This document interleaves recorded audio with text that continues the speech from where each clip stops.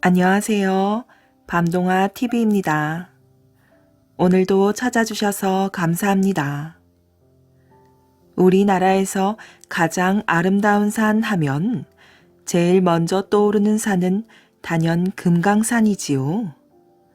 지금은 가기 힘든 산이지만 금강산과 관련된 옛 이야기들만 보아도 옛사람들의 금강산 사랑과 금강산의 아름다움을 간접적으로나마 느낄 수 있답니다. 이번에 들려드릴 이야기는 바다에 사는 수달이 금강산에 대한 소문을 듣고 금강산 구경을 간 이야기랍니다. 수달의 능청스러운 연기에 속아 쩔쩔매는 호랑이의 모습이 우습고 재미있답니다. 오늘도 밤동아 TV에서 준비한 재미난 이야기 들으시고 편안한 휴식하시길 바랍니다. 수달의 금강산 구경. 수달은 나서 자란 곳이 바닷가이며 바닷가를 떠나서 그 어디에도 가본 일이 없었답니다.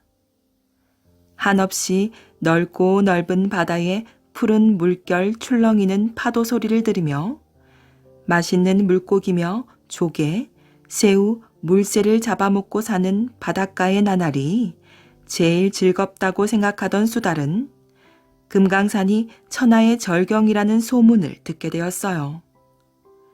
수달은 금강산 구경을 어떻게 해서라도 꼭 가리라고 마음먹고 부지런히 일을 하였지요. 그렇게 벼르면서 몇 해가 잘 지나갔답니다. 어느 해 선들바람이 불어오고 푸르청청 맑게 개인 가을날 마침내 금강산 구경을 떠났어요. 그는 먼저 해금강부터 돌아보고 나서 남강의 북쪽 지류를 따라 외금강골을 타고 올라가게 되었답니다. 골짜기가 깊어짐에 따라 기기묘묘하게 생긴 바윗돌로 이루어진 산세는 그 경치가 더욱 기묘한데 곳곳에 폭포를 이루며 흘러내리는 시냇물은 구슬이 부서져 흐르는가 싶게 맑고 아름다웠지요. 구룡년에 이른 수달은 아득한 반공중에서 내리찢는 구룡폭포의 웅장한 모습에 취해버렸어요. 물은 그저 바다에만 있고 그 성난 울부짖음 소리와 아름다움도 오직 바다에만 있는 줄 알았더니 구룡폭포에서 울리는 소리는 파도 소리보다 더 웅심 깊고 굉장하게 느껴졌답니다. 또한 선녀들이 무지개를 타고 내려와 목욕을 한다는 팔담의 비치 같은 물빛은 얼마나 아름다웠던지요. 수달은 발길을 옮길 때마다 절경에 취하여 한동안씩 걸음을 멈추고 서 있곤 하였지요. 그리하여 차라리 바닷가를 버리고 이 금강산 속에 들어와 살고 싶은 생각이 부쩍 솟기도 하였답니다. 그가 팔담을 지나 비로봉 오름길에 접어들었을 때였어요. 갑자기 앞에서 어흥 하는 귀에 선 짐승의 울음소리가 들렸지요. 깜짝 놀란 수달이 소리나는 쪽을 바라보니 누런 바탕에 검은 줄이 얼룩얼룩한 집채만한 짐승이 앞을 가로막고 서 있는 것이 아니겠어요. 수달은 처음 보기는 하나 그것이 이야기에서 들은 산중의 왕 호랑이라는 것을 알아차렸답니다. 이거 큰일인데 금강산 구경을 왔다가 호랑이 밥이 되겠구나 하는 생각이 수달의 가슴을 쳤답니다. 그러나 그래, 호랑이에게 물려가도 정신만 차리면 돼 라는 말을 생각하고 마음만은 단단히 도사리고 있었지요. 그런데 호랑이는 수달을 처음 보는 만큼 섣불리 대들지 못하고 은근히 경계하는 눈치였어요. 여기서 수달은 그럴듯한 꾀로 호랑이를 물리쳐야겠다고 생각하였지요. 그는 위엄을 차리고 호령하였어요. 이놈, 네가 호랑이지? 그래, 어쨌단 말이냐? 호랑이는 조망만한 놈한테서 이놈 저놈 소리를 듣고는 약이 올랐으나 너무나 당돌한 수작에 그만 기가 질려 되물었지요. 마침 잘 만났구나. 나는 동해 용궁성에 사는 수달공이다. 수달은 이렇게 자기 소개를 하고는 다음과 같이 내리 엮었답니다. 우리 용왕께서 용상에 깔 호랑이 가죽을 구하려고 애쓰던 차에 이번 금강산 신령님과 약조가 되어 그 가죽 한 벌을 받기로 하고 내가 찾으러 왔더니 신령님께서 벌써 아시고 너를 나한테로 보냈구나.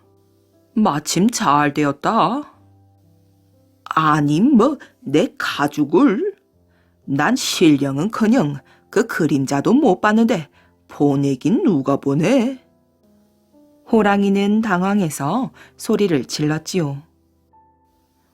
이 괘씸한 놈 말버릇 보게. 거룩하신 신령님이 너 따위 눈에 보일 턱이 있느냐? 네가 이리로 내려올 마음이 생겼을 땐 벌써 신령님이 너를 시켜 내게로 보낸 것이다. 잔말 말고 어서 앞서거라. 그러자 호랑이는 등골에서 식은 땀이 흘렀답니다. 이거 멋 모르고 내려왔더니 그게 정말 산신령이 시킨 탓인지도 모르겠군. 에라 모르겠다. 내 빼고 보자. 저놈은 다리가 꼭 오소리 다리 같은 게 나를 따라오진 못할 것이다. 이런 생각이 든 호랑이는 꼬리를 빳빳이 세우고 주랭랑을 놓았답니다. 뒤에서 수달은 이놈 섞어라 하고 연방 소리를 질러대었어요. 그 소리에 호랑이는 더욱 기를 쓰고 달렸지요. 호랑이가 헐떡거리며 언덕 위에 다다랐을 때였어요. 저쪽 바위 위에서 흰 토끼 한 마리가 배를 끌어안고 웃어대다가 호랑이가 앞에 오자 겨우 웃음을 참고는 아저씨, 아저씨 하고 불러 세웠어요. 얘야, 너와 얘기할 겨를이 없다. 호랑이는 숨이 하늘에 닿아 그냥 달려가려 하였답니다. 아니 아저씨, 잠깐만 기다리세요.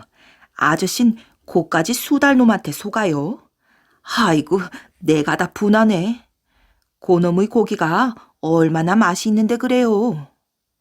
아니, 그 용궁의 사신을 함부로. 호랑이는 엉거주춤하였지요. 사신은 무슨 놈의 사신? 고놈은 바닷가에서 물고기나 잡아먹고 사는 미물인데요. 그렇다고? 호랑이는 믿업지 않다는 듯 되물었어요. 자, 어서 다시 내려가서 점심 요기나 하세요. 아저씨는 몸집만 컸지 담이라곤 콩알만도 못하군요. 그래도 호랑이는 선뜻 발걸음을 내디디지 못하고 주춤거렸지요. 아이고 참 아저씨도. 그럼 나랑 같이 갑시다.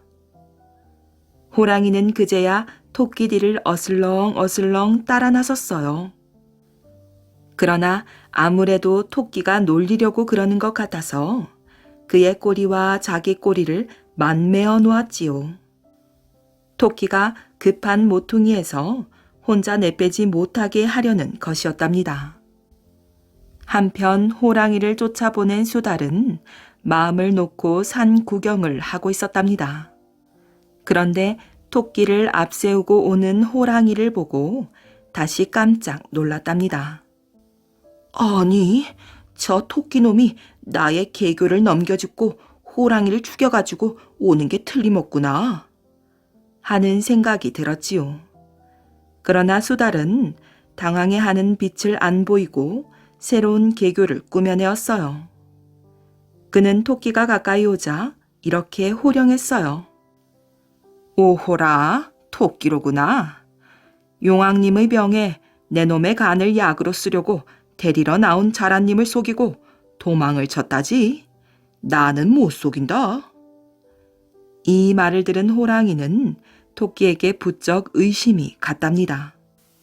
이거 그런 죄가 있어서 혼자 못 오겠으니까 나를 속여서 데리고 온 것인가? 그러나 토끼는 콧방귀를 뀌었어요.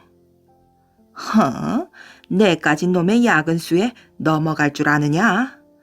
호랑이 아저씨, 얼른 저놈을 덮치세요. 토끼는 호랑이를 부추겼어요. 그러자 수달은 더욱 노해서 소리쳤지요. 이 간사한 토끼놈아, 이놈이 자라님을 속이고 도망을 친 죄를 호랑이 한 마리로 꿈때려 하느냐? 이놈, 이번엔 니놈도 도망을 못 친다. 냉큼 두 놈 다 앞장서거라. 이 말을 들은 호랑이는 정말 토끼한테 속았구나 하는 생각이 들었답니다. 그래서 화다닥 도망치기 시작하였지요. 그 바람에 꼬리를 만맨 토끼도 끌려갔어요. 호랑이는 급한 나머지 가시 덤부리고 나무 숲이고를 가리지 않고 막 달렸답니다. 토끼는 호랑이에게 마구 끌려가다가 어느 바위 틈에 끼는 바람에 꼬리 밑둥이 뭉턱 끊어지고 말았어요. 이렇게 호랑이와 토끼를 쫓아버린 수달은 내금강 구경까지 잘 하고 다시 바닷가로 돌아가 고향을 지키며 살았답니다. 이때부터 토끼 꼬리는 범의 꼬리에 맞물려 끊어져서 짧게 되었다고 한답니다. 그때 심었던 배나무에 정호는 송강 정철의 고손자로서 학자이자 정치가였답니다. 그가 한창 공부에 몰두하던 시절의 일이지요. 어느 날 꿈에 한 노인이 나타나 말하였어요. 너의 이름이 좋지 못하여 과거에 합격하지 못할 것이다. 내가 이르는 대로 이름을 고친다면 반드시 합격할 터이니 즉시 고치도록 하여라. 잠에서 깨어난 정호는 이상하게 생각하면서도 대수롭지 않게 넘겨버렸어요. 허허, 말도 안 되는 소리. 과거에 합격하고 못하고는 오로지 내 실력에 달려있을 따름이지 이름과 무슨 상관이 있단 말인가? 그 후에도 노인은 연거푸 3번씩이나 꿈속에 나타나 이름을 고치라고 재촉했으나 정호는 끝내 이름을 고치지 않았답니다. 그런데도 숙종 10년에 문과에 합격한 데에 이어 여러 벼슬을 거쳐 영조 1년에는 영의정에까지 올랐지요. 정호는 만년의 벼슬에서 물러나 충주에 살았는데 도승지 이 형제가 임금의 명을 받들고 찾아온 일이 있었답니다. 이 형제가 정호의 집에 도착해 보니 마침 그는 가느다란 배나무 10여 그루를 밭둑에 심고 있었어요. 어르신, 이제 나무를 심어 어느 세월에 배를 따시겠습니까? 그때 정호의 나이가 80이나 되었기 때문에 먹지도 못할 배나무를 심느라고 왜 사서 고생을 하느냐는 뜻으로 물었던 것이지요. 그러나 이 형제의 말에 정호는 아무 말 없이 웃었답니다. 그런 일이 있은 후 여러 해가 지났지요. 충청도 관찰사가 된 이 형제는 인사차 정호의 집에 들렀답니다.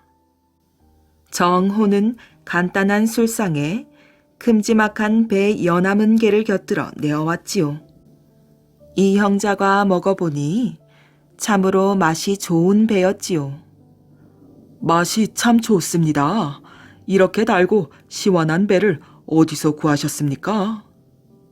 하하, 이 배가 바로 몇 년 전에 내가 심던 작은 배나무에서 딴 것이라네. 자네는 내가 이 배를 먹지 못할 거라고 생각했겠지만 배를 먹기 시작한 지 벌써 몇 해째가 되었다네. 배를 한 입 베어 물며 정호가 대답하였어요. 그는 90이 다 되도록 건강하게 장수를 누렸답니다. 이 형제는 자신의 도량이 좁고 성급했던 것에 부끄러움을 느껴서 고개를 숙여야 했답니다. 잉어 색시. 옛날 어느 곳에 가난한 고기잡이 총각이 살았답니다. 이 총각은 날마다 강에 나가서 물고기를 잡아다 팔아서 근근히 먹고 살았지요. 하루는 이 총각이 강에 나가 그물을 던지니까 사람 팔뚝만한 잉어가 한 마리 턱 걸려서 올라오더래요. 그런데 참 이상한 것은 말이지요. 그 잉어가 눈을 끔뻑끔뻑하면서 쳐다보는 게 영락없는 사람 같더라지 뭐예요. 그래서 차마 잡아먹지도 못하고 팔지도 못하고 집에 데리고 와서 길렀대요. 부엌에 있는 커다란 물독 속에 넣어두었지요. 그래 놓고 이튿날 강에 나가 고기를 잡고 집에 돌아와 보니 어렵쇼? 이게 웬일이지요? 부엌에 밥상이 차려 있는 거예요. 방금 지었는지 김이 무럭무럭 나는 밥이 한 상 잘 차려져 있었어요. 마침 배가 고프던 참이라 맛나게 먹었답니다. 그런데 다음 날도 또 그 다음 날도 일을 마치고 집에만 와보면 밥이 한 상 잘 차려져 있는 거예요. 거참 이상한 일도 다 있다 하고 하루는 강에 나가는 척하고 부엌문 뒤에 숨어서 몰래 지켜보았답니다. 그랬더니 저녁 무렵이 되니까 글쎄 물독 속에서 예쁜 처녀가 하나 나오는 거예요. 살금살금 나와서 밥을 한 상 차려놓고 도로 물독 속으로 들어갔지요. 그때 총각이 얼른 쫓아 들어가서 처녀 옷소매를 꽉 붙잡았어요.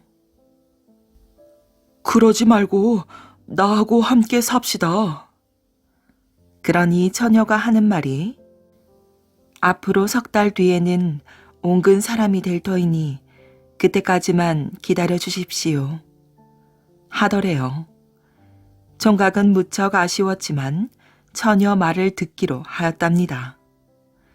그 뒤로도 잉어는 하루 한 번씩 처녀 모습으로 물독에서 나와 밥을 한 상 차려놓더니 석 달이 지나니까 과연 옹근 사람이 되었어요. 그래서 둘은 혼인을 하였지요. 혼인을 해서 재미나게 잘 살았어요. 잉어색 씨는 날마다 남편을 따라 강에 나가 고기 잡는 것을 도와줬는데 둘이서 고기를 잡으니까 전보다 몇 배나 더 많이 잡아서 살림살이도 곧 넉넉해졌지요. 그렇게 사는데 섹시한테는 한 가지 별난 버릇이 있었어요. 바로 날마다 일을 마치고 집에 돌아오면 방문을 꼭꼭 잠가 놓은 다음 큰 함지에 물을 받아 놓고 철벙철벙 목욕을 하는 거예요.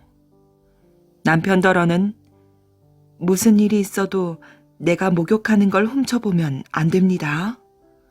하고 신신당부를 하고서 말이지요. 남편은 그러마하고 처음 며칠 동안은 약속을 잘 지켰어요. 그런데 며칠이 지나니까 궁금해서 견딜 수가 있어야지요. 그래서 하루는 아내가 목욕을 하러 방에 들어간 사이에 창호지를 뚫고 살며시 들여다보았어요. 그랬더니 이게 무슨 일이지요? 아내가 도로 잉어가 돼가지고 함지 안에서 철벙철벙 헤엄을 치고 있는 거예요. 옹근 사람이 다 된 줄 알았더니 아직도 물에만 들어가면 도로 잉어로 변하나 봐요. 그런데 정말 큰일이 나긴 났지요. 조금 뒤에 아내가 방에서 나오더니 눈물을 흘리면서 하는 말이 당신이 3년 동안만 약속을 지켜줬으면 나는 영영 옹근 사람이 되었을 텐데 그러지 못해서 그만 동티가 나버렸습니다. 이제 우리는 함께 살 수 없게 되었습니다. 하고는 그만 밖으로 훌쩍 나가더니 어디론가 자꾸 가더래요. 남편은 여보, 여보, 내가 잘못했어. 어서 돌아오. 하고 불렀지만 아내는 들은 채도 않고 자꾸 가더라는 거예요.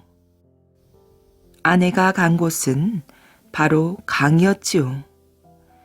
강으로 가서는 도로 잉어가 되어 물속 깊이 스르르 사라져버렸답니다. 그 뒤로는 아무도 잉어 색시를 본 사람이 없다고 해요. 적을 위해 잔치를 베푼 윤관. 여진족은 예전에는 고려에 굽실굽실하던 나라였어요. 그런데 여진족의 세력이 날로 강해졌답니다. 그러자 고려는 여진족의 침범을 자주 받게 되었지요. 예종은 여진족을 몰아내기 위해 고려의 장군인 윤관을 파견했답니다.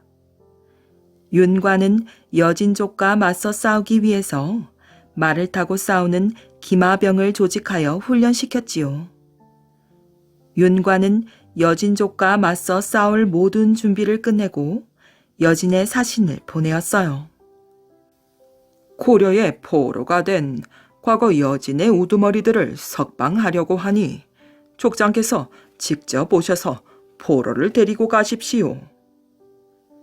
여진족의 족장은 고려 사신의 말을 그대로 믿었답니다. 고려가 여진족에게 화해를 청한다 생각했기 때문에 족장은 아무 의심 없이 군사들을 이끌고 과거의 우두머리들을 데리러 왔답니다. 윤관은 여진족 족장 일행을 반갑게 맞았어요. 먼 길을 오느라 수고가 많으셨습니다. 오늘 밤은 신나게 먹고 마시며 푹 쉬십시오. 윤관은 여진족 족장을 위해 성대한 잔치를 베풀었어요. 여진족들은 밤새 술을 퍼마시다가 새벽이 되어서야 잠이 들었지요. 다음날 아침 윤관은 여진족을 기습 공격했어요. 술이 덜 깬 여진족은 속수무책으로 당할 수밖에 없었답니다. 윤관은 여진족 장수들을 모두 제거한 다음 군대를 이끌고 여진 땅을 공격했어요. 기세가 오른 고려군은 단숨에 여진족을 무찔렀답니다. 귀신을 물리친 이항복. 병조 판서를 5번이나 역임한 이항복이 젊었을 때의 일이랍니다. 이항복에게는 어린 시절부터 가깝게 지낸 친구가 있었지요. 이 친구의 집은 이항복의 집과 이웃하고 있어 서로 뻔질나게 드나들었어요. 친구는 몸이 약해 걸핏하면 알아누웠지요. 친구는 일찍이 장가를 들었는데 몹쓸 병에 걸려 생명이 위태로웠답니다.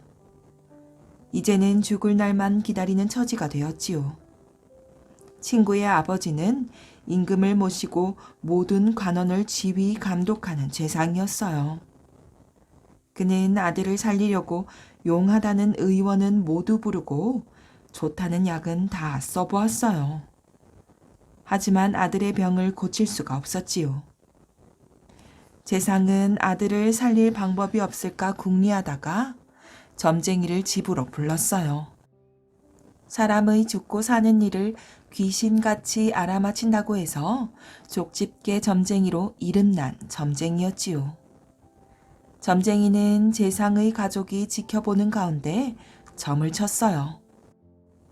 아드님은 얼마 살지 못하겠어요. 죽을 날이 이미 정해져 있습니다. 점쟁이는 재상의 아들이 언제 죽을지 그 날짜를 종이에 적어주었어요. 재상은 간절한 목소리로 점쟁이에게 매달렸지요. 제발 내 아들을 살려주게. 죽을 날짜를 알 정도라면 내 아들을 살릴 방법도 알고 있지 않겠나. 세상에서 가장 소중한 아들이라네. 그러나 점쟁이는 고개를 가로저었어요. 아드님을 살릴 방법이 없지는 않지만 도저히 알려드릴 수가 없습니다. 알려드렸다가는 제가 죽습니다. 점쟁이는 이 말만 하고 굳게 입을 다물었어요. 재상이 아무리 사정을 해도 소용이 없었지요. 바로 그때 재상의 며느리가 점쟁이의 목에 칼을 겨누며 말했어요.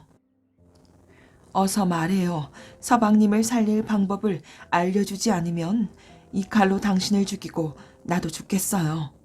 서방님도 없는 세상 나도 살아야 할 이유가 없으니까요. 점쟁이는 몸을 부르르 떨었어요. 끝내 입을 다물어도 죽고 입을 열어도 죽는구나. 이래도 죽고 저래도 죽는데 차라리 한 사람을 살려놓고 죽는 게 낫지 않겠는가. 점쟁이는 문득 이런 생각이 들었지요. 그래서 마침내 입을 열었어요. 저는 어차피 죽어야 할 운명인가 봅니다. 아드님을 살릴 방법을 알려드리지요. 점쟁이는 비장한 표정으로 말을 이었어요. 아드님을 살리려면 이 항복을 데려와 아드님을 지키게 해야 합니다. 잠시라도 자리를 비우면 모든 것이 수포로 돌아갑니다. 제가 알려드린 아드님이 죽을 날짜까지 버틴다면 아드님은 생명을 건지게 됩니다. 이 항복이라면 내 아들의 친한 친구인데 당장 그 친구를 불러와야겠구나. 여보게 알려줘서 고맙네. 저는 아드님의 생명을 건지는 날 목숨을 잃게 될 것입니다. 제가 없더라도 제 가족을 잘 돌봐주십시오. 알겠네. 걱정하지 말게. 점쟁이가 돌아가자 재상은 이 항복을 집으로 불렀어요. 방금 점쟁이가 다녀갔네. 우리 집 아이가 살려면 자네가 곁에서 지켜줘야 한다더군. 바쁘겠지만 우리 집 아이를 곁에서 꼭 지켜주게. 제 친한 친구가 목숨을 건진다는데 제가 무슨 일을 못하겠습니까? 염려 마십시오. 친구를 끝까지 지키겠습니다. 이 항복은 그 자리에서 승낙하고 그날부터 친구를 지켰지요. 이 항복은 잠시도 자리를 비우지 않았어요. 병들어 누워있는 친구 곁을 24시간 지켰지요. 그러는 동안 재상의 아들이 죽는다는 날짜가 돌아왔어요. 그날따라 친구는 병세가 더욱 나빠졌지요. 저녁 무렵에는 심하게 앓더니 의식을 잃었답니다. 밤이 이슥해지자 갑자기 바람 한 줄기가 방 안으로 들어왔어요. 그 순간 촛불이 춤을 추고 귀신의 모습이 나타났지요. 귀신은 피투성이 몸으로 이 항복을 향해 칼을 겨누었어요. 그 환자는 내 전생의 원수다. 원수를 갚으러 왔으니 비켜라. 내가 데려가야겠다. 이 항복은 친구의 몸을 끌어안으며 외쳤어요. 물러가라. 이 친구를 내줄 수가 없다. 비켜서라니까. 뼈에 사무치는 원한을 갚으려고 이 순간을 얼마나 기다려왔는지 아느냐. 하늘이 준 이 기회를 놓친다면 나는 영원히 원수를 갚지 못한다. 너의 사정은 듣고 싶지 않다. 이 친구는 나의 친한 친구이기 때문에 끝까지 지켜야 한다. 비켜라. 내 말을 듣지 않으면 칼로 찌르겠다. 살고 싶으면 물러서라. 귀신은 이 항복의 목에 칼을 들이댔어요. 그러나 이 항복은 눈 하나 깜짝하지 않았지요. 찌를 테면 찔러라. 난 목숨을 걸고라도 이 친구를 지켜야 한다. 어리석구나. 자기 목숨을 버리면서까지 친구를 지키겠다니. 죽는 게 소원이라면 죽여주지. 각오해라. 귀신은 금방이라도 칼로 찌를 듯하다가 갑자기 뒤로 물러섰어요. 그리고는 방바닥에 엎드려 울음 섞인 목소리로 말했지요. 도련님, 제발 부탁드립니다. 그 환자를 저한테 넘겨주십시오. 절대 그럴 수가 없다. 나를 죽이겠다고 위협하더니 왜 칼로 찌르지 않느냐? 도련님은 장차 이 나라를 위해 큰 일을 할 제목입니다. 따라서 내가 손끝 하나 건드릴 수가 없습니다. 도련님께서는 넓은 아량으로 저를 위해 그 환자를 내주십시오. 그렇게 할 수 없다. 나를 죽여야 이 친구를 데려갈 수가 있을 것이다. 도련님, 그만 고집 부리십시오. 제가 불쌍하지도 않으십니까? 무슨 말을 해도 내 귀에는 아무 소리도 들리지 않는다. 난 이 친구를 지키겠다는 마음뿐이다. 이 항복과 귀신은 밤새도록 입씨름을 했어요. 그러는 동안 새벽이 되어 꽃기호 하고 새벽닭 우는 소리가 들려왔지요. 귀신은 마침내 방바닥에 주저앉아 목 놓아 울었답니다. 하늘이 준 기회를 놓쳤구나. 원수를 갚지 못하다니. 이게 다 점쟁이 녀석 때문이다. 겁도 없이 남의 일에 끼어들어. 귀신은 점쟁이를 혼내주려고 그곳을 떠났어요. 이윽고 재상의 아들이 의식을 되찾았답니다. 그뿐만 아니라 병이 씻은 듯이 말끔히 나았지요. 그날 저녁 점쟁이는 갑자기 세상을 떴습니다. 귀신이 그의 목숨을 거두어간 것이지요. 재상은 점쟁이의 장례를 성대하게 치러주고 점쟁이 가족을 평생 돌봐주었답니다. 2냥짜리 이야기. 옛날에 할머니와 할아버지 두 분이 살고 있었대요. 두 분이서만 사니까 얼마나 심심했겠어요. 무엇을 하면 심심하지 않을까 아무리 생각해도 좋은 생각이 안 떠올랐지요. 하루는 할머니가 할아버지한테 이야기를 한 자루 사오자고 말했어요. 심심할 때마다 꺼내서 들으면 좋을 것 같아서였지요. 할아버지는 옳거니 하고는 이야기를 사러 돈 2냥을 들고 나갔어요. 어디 가서 이야기를 사올꼬? 하며 들판으로 나갔는데 웬 사람이 논두렁에 앉아서 쉬고 있네요. 할아버지는 그 사람 곁으로 가서 이야기 하나 파시오 했거든요. 그 사람은 무심코 그러시오 하고 대답은 했는데 할 이야기가 있어야지요. 그런데 그때 마침 황새 한 마리가 훌쩍 날아와 논바닥에 내려앉는 거예요. 그 사람은 그걸 보고는 훌쩍 내려앉는다 했어요. 할아버지는 그것이 이야기인 줄 알고 얼른 훌쩍 내려앉는다 하고 말을 받았지요. 이번에는 황새가 먹이를 찾느라고 기웃기웃하니 이 사람이 기웃기웃하는구나 하고 다음에는 황새가 무언가를 찾았는지 들여다보니까 들여다본다 하고 그러다가 황새가 먹이를 집어 먹으니까 이 사람도 얼른 집어 먹는다 한 거예요. 할아버지도 이야기가 훌쩍 날아갈까봐 기웃기웃한다, 들여다본다, 집어먹는다 하며 얼른 받아서 꼭꼭 챙겼어요. 황새가 먹이를 다 먹고 훨훨 날아가니까 이 사람은 황새가 날아가는 것을 보며 훨훨 날아간다 하고 말했지요.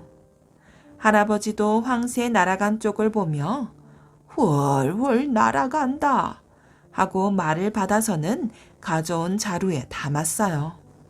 할아버지는 이렇게 이야기 한 자루를 챙기고는 자, 여기 이야기 값이요 하며 돈 2냥을 주고 부지런히 집으로 돌아왔답니다. 할머니는 얼른 이야기가 듣고 싶어 저녁을 일찍 해먹고 설거지를 마친 다음 할아버지 앞에 바싹 다가앉았어요.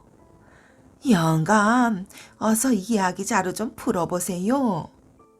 할아버지가 이야기를 시작하려고 하는데 그때 마침 도둑놈 하나가 담을 훌쩍 뛰어 넘어오는 거예요. 그때 할아버지가 훌쩍 내려앉는다 했거든요. 도둑놈이 깜짝 놀라 내가 들어오는 걸 보고 있나? 하며 사방을 기웃기웃했어요. 그때 또 기웃기웃한다 하는 거예요. 도둑놈은 정말 저를 보고 그러나 하고 문구멍으로 방 안을 살짝 들여다보았지요. 그러자 안에서 들여다본다 하는 거예요. 앞불싸 들켰나 보다 싶어서 부엌에가 숨으려고 실실 기어가다 보니 솥 안에 푹 삶아놓은 콩이 있잖아요. 도둑놈은 배가 고파 얼른 한 움큼 집어먹었지요. 그때 방 안에서 집어먹는다 하는 소리가 들렸어요. 도둑놈은 방 안에서 자기가 하는 짓을 하나하나 다 보고 있구나 생각하고는 얼른 뒤돌아서 담을 훨훨 넘었어요. 더 있다가는 잡혀서 큰일이 나겠거든요. 그러니까 또 훨훨 날아간다 하는 거예요. 틀림없구나. 내가 하는 짓을 모두 다 보고 있어. 하고는 아무것도 못 훔치고 도망을 갔지요. 도둑놈은 도망을 치면서도 내가 도둑질하러 들어간 것을 할아버지가 어떻게 알고 있었을까? 궁금해 견딜 수가 있어야지요. 해서 다음 날 생선짐을 지고 그 집으로 생선을 팔러 갔어요. 그러니까 할머니가 나와서 생선 한 마리를 들고 할아버지가 있는 방에다 대고는 영감, 이놈을 잡을까요 말까요? 하고 소리치는 거예요. 도둑놈은 이 말을 듣고 앞뒤도 안 가리고 주랭랑을 쳤어요. 생선짐은 그대로 놔두고 말이지요. 자기가 도둑질 하러 들어갔던 걸 알고 잡을 거냐고 묻는 줄 알았거든요. 이렇게 해서 할아버지는 두냥을 주고 이야기를 사서는 온 동네 잔치를 할 만큼 많은 생선을 얻었답니다. 떡 먹고 체하면 옛날에 어떤 나그네가 길을 가는데 돈은 없고 배는 고프고 야단이었지요. 뱃속에서는 꼬르륵 꼬르륵 노래가 흘러나왔어요. 그때 나그네는 어떤 사람이 옷자락을 휘저으며 급히 어디론가 가는 것을 보았어요. 옷 입은 걸 보니 의원인 모양이구나. 옳지, 저 사람을 쫓아가 조수인 척하면 밥은 얻어먹을 수 있겠군. 나그네는 몰래 그 사람의 뒤를 따라갔지요. 아닌 게 아니라 그 사람은 정말로 의원이었어요. 마침 부잣집 아들이 갑작스럽게 병이 나서 달려간 거였지요. 하지만 나그네는 부잣집 안으로는 들어가지 못하고 대문 밖에서 집 안을 살피며 눈치를 보고 있었어요. 그런데 진맥을 마치고 방에서 나온 의원이 고개를 설레설레 흔들며 이러는 거예요. 환자가 숨이 꽉 막히고 맥이 뛰질 않으니 어쩔 수가 없군요. 아니, 그럼 우리 아들이 죽는단 말인가요? 그건 저도 잘 모르겠습니다. 그러고는 의원은 서둘러 그 집을 빠져나갔어요. 어디가 어떻게 아픈지 알 수가 없으니 고칠 자신이 없었던 게지요. 이 이야기를 대문 밖에서 엿듣고 있던 나그네는 속으로 생각했어요. 숨이 꽉 막히고 맥이 안 뛴다고? 그럼 혹시 떡을 먹고 체한 게 아닐까? 나도 전에 그렇게 해서 죽을 뻔한 적이 있었는데 좋아, 내가 의원 노릇을 한번 해보는 거야. 나그네는 가슴을 떡 펴고 대문을 쾅쾅 두드리며 큰 소리로 외쳤지요. 이리 오너라. 여기 의원 나리께서 오셨다. 그러자 사람들이 몰려나와 물었어요. 처음 뵙는 분 같은데 어디 사는 의원이십니까? 저 산 너머에 사는 용한 의원이요. 이댁의 아들이 죽어간다는 소리를 듣고 이렇게 들른 것이오. 아이고, 그럼 어서 들어가시지요. 나그네는 주인을 따라 방으로 들어가 아픈 아이의 맥을 짚는 척 했어요. 그러고는 아주 자신 있는 것처럼 말했지요. 맥을 보아하니 댁의 아드님은 떡을 먹고 체한 게 틀림없소. 아니, 그걸 어떻게 아셨습니까? 이 애가 아까 배고프다면서 물도 안 먹고 떡만 먹었답니다. 정말 용하십니다. 하하하, 나는 환자를 한번 척 보면 압니다. 그러나 저러나 이젠 약을 좀 지어야겠으니 모두들 방에서 나가주시지요. 이건 나 말고는 아무도 모르는 신비한 약이니까요. 예, 그렇게 하지요. 그래서 그 집 식구들이 전부 밖으로 나가자 나그네는 먼저 버선을 훌훌 벗는 거예요. 떡 먹고 체한 데는 토해내는 게 최고지. 그러더니 발가락 사이에 낀 때를 손으로 벗겨내더니 엄지와 검지로 돌돌 뭉쳐서 동글동글하게 만드는 거예요. 그렇게 해놓으니까 발가락의 때가 검은색 알약처럼 보였지요. 나그네는 그렇게 만든 가짜 알약 5알을 씻지도 않은 더러운 손으로 누워있는 아이의 입에다 마구 쑤셔 넣었어요. 입 안에는 지독한 냄새가 진동을 했지요. 그러고는 아이를 일으켜 앉히더니 등을 2번 툭툭 치는 거예요. 그러니까 아이는 웩웩 하고 헛구역질을 하더니만 송편 1개를 통째로 토해내는 거예요. 이때 식구들이 방으로 몰려 들어왔어요. 세상에, 이런 게 통째로 목에 걸렸으니 숨이 꽉 막힐 수밖에. 아이고 의원나리, 우리 아들을 살려주셔서 정말 고맙습니다. 나그네는 주인이 차려준 음식을 한 상 잘 얻어먹고 노잣돈까지 두둑히 받아가지고 그 집을 나왔어요. 그런데 마을 사람들이 쫓아나와서 나그네를 붙들고 사정을 하지 뭐해요.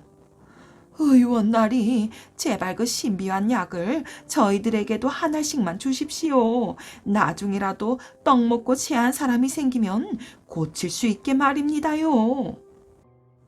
하지만 발가락 때를 똘똘 뭉쳐서 만든 것을 약이라고 나눠줄 순 없었지요. 그래서 나그네는 이렇게 둘러댔어요. 떡 먹고 체한 다음에 고칠 생각하지 말고 천천히 숨도 쉬어가며 물도 조금씩 마셔가며 먹도록 하십시오. 그러면 음식 들어가는 길이 떡 열려서 체하는 일이 없을 테니까요. 말귀를 못 알아들어서. 옛날에 욕심 많은 부자가 살았는데 얼마나 욕심이 많은지 무엇이든 손안에 들어오면 절대로 놓지 않고 누구에게 무엇을 빌려주면 꼭 2배, 3배로 대받았대요. 그뿐이면 괜찮게요. 이 사람은 관가에서 공물을 거두는 아전 일도 보았는데 나라로 들어갈 공물을 1점, 2점 빼내어 날이 갈수록 재산이 느는 거예요. 그러나 꼬리가 길면 잡히는 법. 결국은 사또한테 들켜서 매를 50대나 맞게 되었지요. 부자는 겁이 덜컥 났어요. 누가 나 대신 맞을 사람이 없나? 옳지, 작년에 소장료를 못 낸 이서방을 대신 보내야겠군. 부자는 아침 일찍 이서방을 찾아갔지요. 살인문을 열고 들어서며 어이, 이서방 안에 있나? 했어요. 그런데 이서방 부부는 보이지 않고 어린 아들만 마당에서 놀고 있는 거예요. 얘야, 너 참 귀엽게 생겼구나. 그래, 올해 몇 살이냐? 방금 잠자리가 날아갔어요. 아니, 이놈아, 몇 살이냐니까? 방금 잠자리가 날아갔다니까요. 이놈, 조그만 녀석이 어른을 놀리다니 혼이 나봐야 알겠느냐? 부자는 주먹을 을러대며 호통을 쳤어요. 아이는 뒤로 주춤 물러서서는 잠자리는 다리가 6개예요. 나도 6살이었는데 방금 날아갔다는 건 이제 7살이란 말이에요. 이놈아, 그런 걸 내가 어떻게 알겠느냐? 잠자리 다리가 4개인지 6개인지는 잠자리를 잡아본 너 같은 아이나 알지. 그건 그렇고 네 애미 애비는 어디에 갔느냐? 아버지는 낫을 가지고 밤을 밝히러 가셨고요. 어머니는 물에 빠진 놈 바지 벗기러 가셨어요. 부자는 또다시 부하가 났지요. 이놈 바른 대로 말을 못해. 어디로 무엇하러 갔냔 말이야. 아버지 어머니는 나한테 그렇게만 말했어요. 나도 몰라요. 아이도 화가 나서 톡 싸붙였지요. 그래 부자는 할 수 없이 그 집 살인문을 나서기는 했지만 알 수가 있나. 낫을 가지고 밤을 밝히러 갔다. 옳거니 알겠다. 나 모르게 수수밭에 가서 밤새워 수수를 다 베는 게야. 부자는 한달음에 수수밭으로 갔어요. 이서방, 이서방, 개 있는가? 개 있거든 어서 나오게. 죄는 묻지 않을 테니. 그러나 바람에 수수 잎만 흔들릴 뿐 기척이 없는 거예요. 부자는 높이 떠오른 해를 보며 점점 몸이 달았지요. 관가에서 자기를 잡으러 올 시간이 거의 다 되었거든요. 안 되겠다. 여편네라도 찾아봐야지. 그런데 물에 빠진 놈 바지 벗기러 갔다니?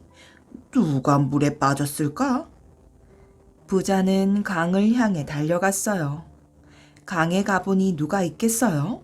아무도 없지요. 도대체 물에 빠진 놈도 여편네도 없으니 어떻게 된 일인가? 부자는 몸이 달아 괜히 이서방, 이서방 하고 소리쳐보지만 모두 헛일이지 뭐예요. 할 수 없이 터덜터덜 집으로 돌아가는데 저만 치서 관과 사령들이 몰려오는 거예요. 아, 뿔싸, 이제는 매를 맞는 수밖에 없구나. 부자는 사령들에게 끌려가 죽도록 매를 맞았지요. 엉덩이가 부르트고 깨져서 반 죽음이 다 됐어요. 그래서 가마에 실려 집으로 오는데 그제야 이서방이 소나무를 한 짐 지고 집으로 가네요. 부자는 화가 머리 꼭대기까지 나서 그렇지, 애 녀석이 나한테 거짓말을 했구나. 여봐라, 가마를 저 이서방 놈 앞에 세워라. 마지막 힘을 내어 악다구니를 퍼부었어요. 이서방 이놈, 날 속이고 무사할 줄 아느냐? 뭐? 낫을 가지고 밤을 밝히러 갔다고? 이서방은 태연하게 빙글빙글 웃으며 그 말이 왜 틀리다는 것입니까? 날이야 밤이면 기름불을 켜지만 우리 같은 가난뱅이들이 어디 기름이 있습니까? 그래, 관솔불을 켜고 살지요. 낫을 가지고 밤을 밝히러 갔다는 말은 바로 산에 관솔을 하러 갔다는 말이지요. 하는 거예요. 그러고 보니 정말로 지게 꼬리에 관솔을 해담은 주머니가 대롱대롱 매달려 있지요. 이러니 부자는 아무 할 말이 없었어요. 그러면 물에 빠진 놈 바지 벗기러 갔다는 말은 도대체 무엇이냐? 그것도 모르나요? 날이야 늘 이 밥에 고깃국을 먹지만 우리네야 명절날에도 보리밥 한 끼 마음껏 먹기가 어디 쉬운 일입니까? 물에 빠진 놈 바지 벗기러 갔다는 건 바로 보리방아를 찌우러 갔다는 말입니다. 보리는 물에 담갔다가 껍질을 벗겨야 하니까요. 부자는 멋쩍어 할 말이 없으니까 괜히 역정을 내는 거예요. 이놈아, 그런 걸 내가 어떻게 알겠느냐? 가난뱅이 살림을 해본 너희들이나 알지. 가마에 실려가는 부자의 꿍꿍 앓는 소리가 멀어지자 이서방은 가난뱅이들을 못 살게 굴더니 꼴 좋게 됐군 하며 소나무 짐을 지고 집으로 돌아왔답니다. 백령도 이야기. 옛날 한 마을에 가난한 선비가 살았어요. 선비는 그 고을 원님의 외동딸을 사랑하게 되었지요. 원님의 딸도 가난하지만 마음이 곧은 선비를 사랑하였어요. 그런데 이 사실을 눈치챈 원님은 딸을 불러다 놓고 노발대발했답니다. 이제 2번 다시 그 가난뱅이 선비놈은 만나지 말거라. 아버지, 비록 그분이 지금은 가난하지만 장차 훌륭한 사람이 될 것이옵니다. 그러니 저희들이 결혼할 수 있도록 도와주세요. 말로 해서는 안 되겠구나. 너희 둘을 떼어놓는 수밖에. 원님은 하나밖에 없는 외동딸을 먼 외딴 섬으로 보내버렸어요. 선비는 넉나간 사람처럼 원님의 딸을 찾기 위해 여기저기 헤매다녔어요. 낭자, 대체 어디에 있소? 미치도록 보고 싶구려.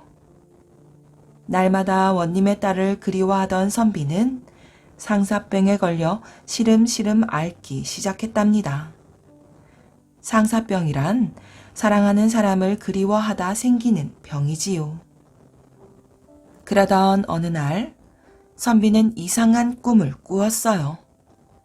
새하얀 학이 선비에게 다가오더니 이 종이를 펼치시면 원님의 딸이 어디에 계신지 알게 될 거예요. 하고는 종이 한 장을 발 앞에 떨어뜨렸어요. 선비는 너무 기쁜 나머지 잠자리에서 벌떡 일어났답니다. 참으로 신기한 꿈도 다 있구나. 하고 선비가 무심코 방바닥을 내려다보았어요. 그런데 이게 웬일일까요? 방바닥에는 꿈속에서 보았던 종이가 있는 게 아니겠어요? 새하얀 학이 떨어뜨린 바로 그 종이 말이에요. 이럴 수가. 선비는 얼른 종이를 주워 펼쳐보았지요. 그랬더니 그 종이에는 외딴 섬으로 가는 길이 그려져 있었어요. 선비는 나룻배 한 척을 타고 그곳을 향해 노를 저었답니다. 낭자, 조금만 기다리시오. 내 얼른 낭자 곁으로 달려가리다. 한편 외딴 섬에 갇힌 원님의 딸은 한숨으로 하루하루를 보내었어요. 선비님은 지금쯤 뭘 하고 지내실까? 나를 잊으신 건 아니겠지? 하고 파란 물결이 파도치는 바닷가를 보며 선비를 그리워하고 있었지요. 그러던 어느 날 저 멀리서 나룻배 한 척이 오고 있는 것을 보았어요. 아니, 웬 배가 이리로 오는 거지? 원님의 딸은 고개를 갸웃하며 배를 바라보았어요. 이윽고 거친 파도를 헤치고 나룻배가 도착했어요. 그런데 배 안에서 내린 사람은 다름 아닌 선비였지요. 선비님, 낭자. 선비와 원님의 딸은 서로 부둥켜 안으며 기쁨의 눈물을 흘렸답니다. 그 후 2사람은 외딴 섬에서 아들, 딸 낳고 오래오래 행복하게 살았어요. 훗날 사람들은 새하얀 학이 알려준 섬이라고 해서 백학도라고 불렀답니다. 그러다 지금은 백령도라는 이름으로 바뀌었지요.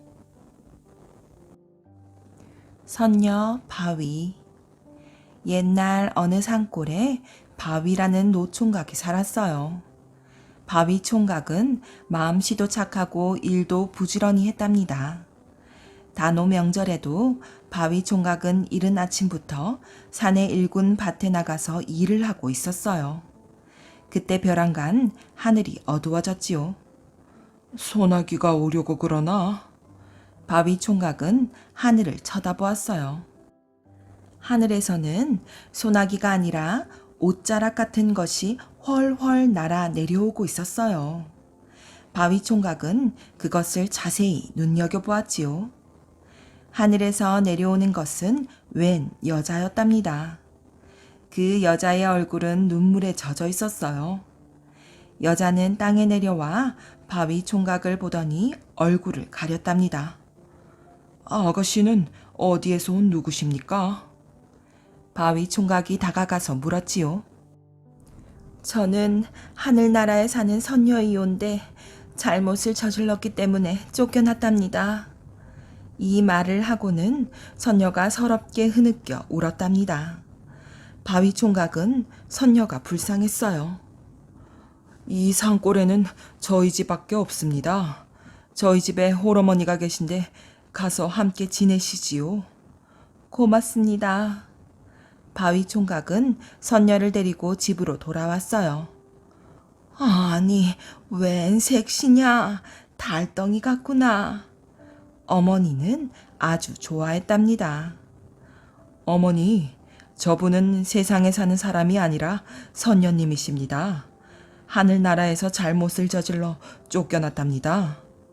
그거 잘 되었구나. 네 색시를 삼으려무나. 안 됩니다, 어머니.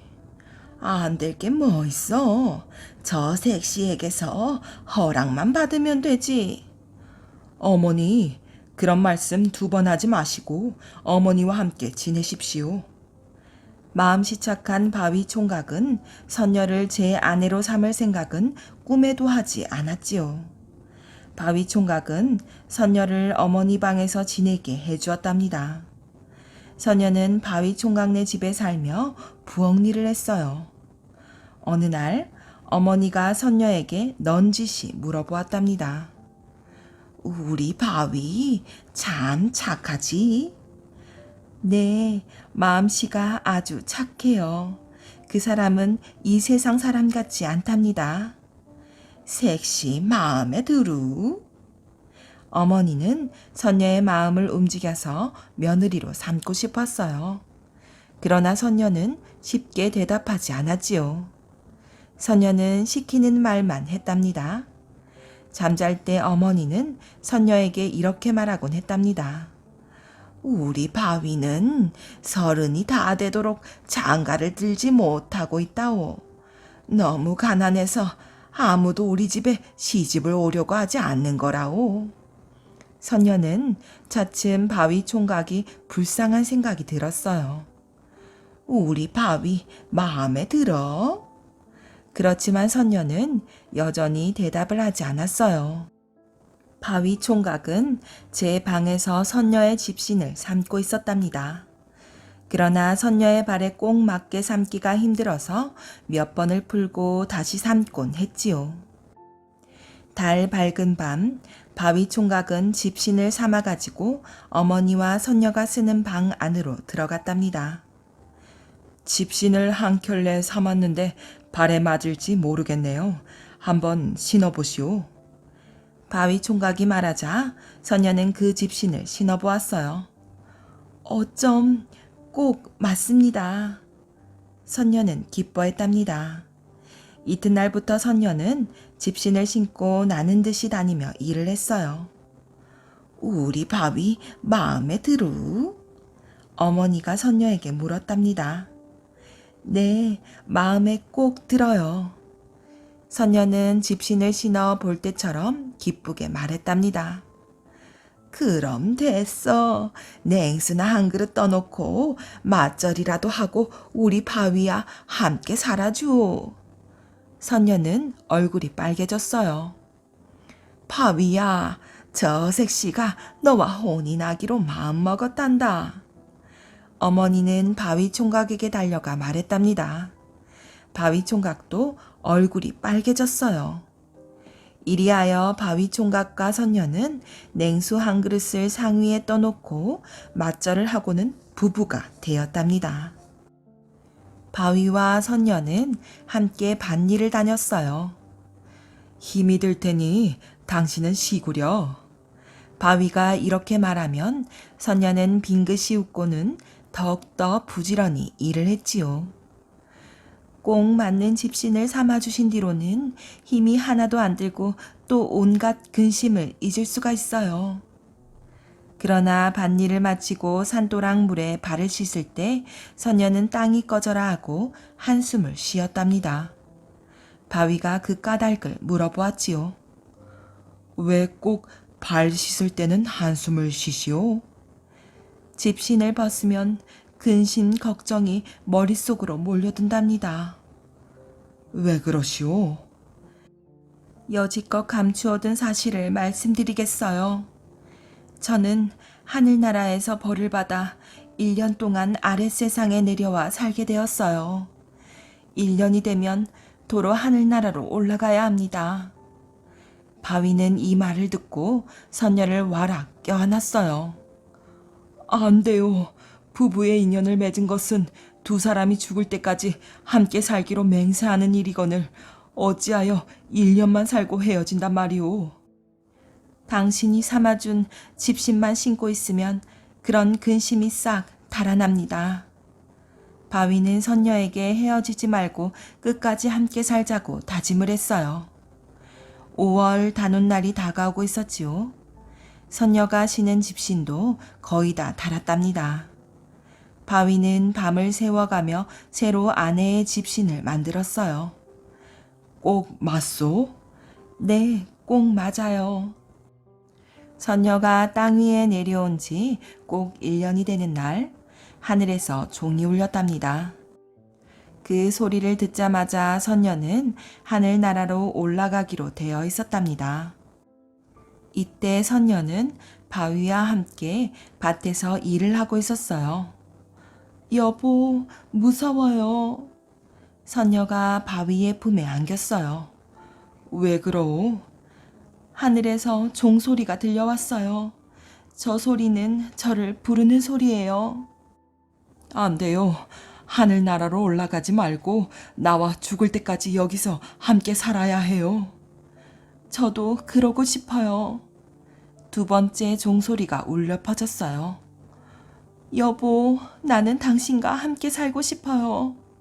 선녀는 바위의 품에 꼭 안겼어요. 고맙소. 세 번째 종소리가 온 세상을 뒤흔들어 놓았답니다. 하늘나라에서 선녀에게 빨리 올라오라고 재촉하는 소리였어요. 여보, 무슨 일이 있더라도 저는 절대로 당신 곁을 떠나지 않겠어요. 고맙소. 우리 죽을 때까지 함께 삽시다.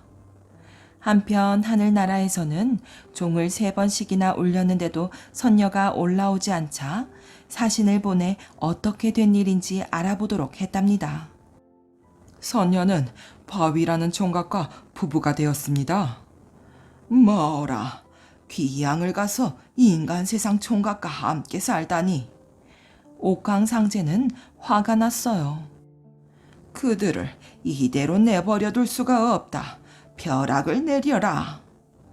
이윽고 땅 위에 벼락이 치기 시작했답니다. 여보, 아무도 우리 사이를 갈라놓지 못할 거예요. 그래요. 우리는 죽어도 같이 죽고 살아도 같이 삽시다.